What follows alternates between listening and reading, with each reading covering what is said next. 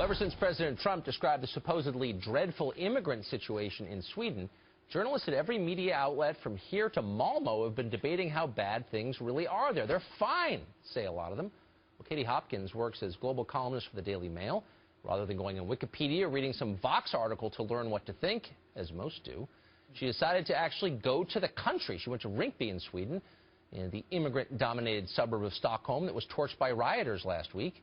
What did she find? Katie Hopkins joins us now. Katie, thanks for coming on. First of all, good for you for actually going. You always learn a lot when you get on a plane and go to the site. What did you expect to find, and how did it differ from what you found?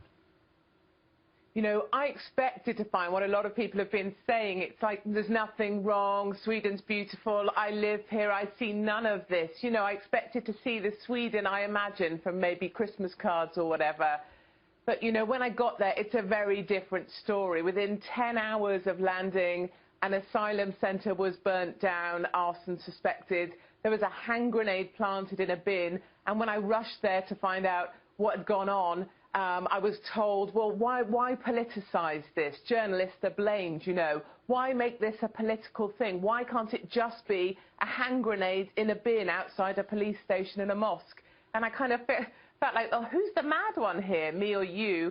And then speaking to the women in particular, there's a much quieter story that's not being told, which is that women are frightened to go out. When I went to Rinkeby in the evening, I was the only female, certainly the only white female. And when I spoke to the ladies, it's because they're terrified of the crime, they're terrified of the gangs.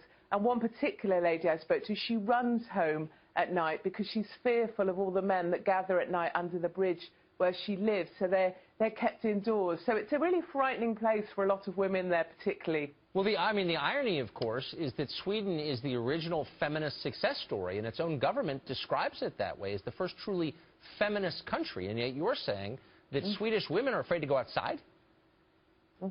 Absolutely, and that was exactly the point that made me kind of mad, you know. I was saying to them, but Sweden's always been the aspiration. You guys have the best maternity leave, the best paternity leave. You're seen as the epitome of a society that's truly evolved. And the funny thing was, after I put up my first article for Mail Online, a lady, a stranger, came over to me in a cafe and she said, you've got to keep going. You've got to keep speaking out on behalf of these women because they have been silenced.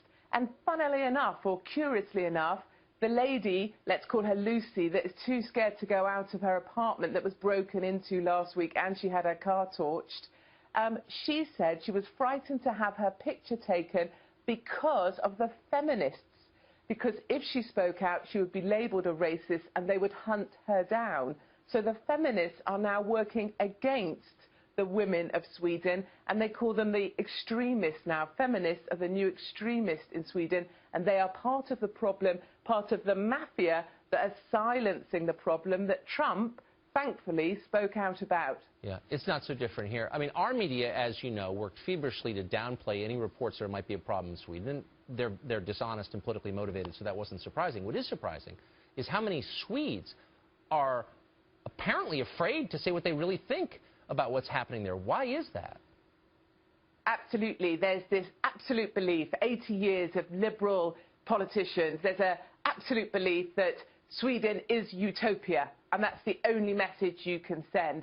There's absolutely mandatory belief in multiculturalism, and there's an absolute reluctance to understand that when these individuals leave Eritrea, Somalia, Afghanistan, they don't just arrive in Sweden and then miraculously, you know, join the multicultural dream. No, they bring every war, every fight, every hostility with them. And there in Rinkeby, in Sweden, you have the Eritreans who hate the Somalians, who hate the Afghanis, and that's just brought with them. And we have the same in Calais. When I went to Calais to address the migrant situation there, exactly the same. The Somalians don't speak to the Eritreans, who don't speak to the Afghanis.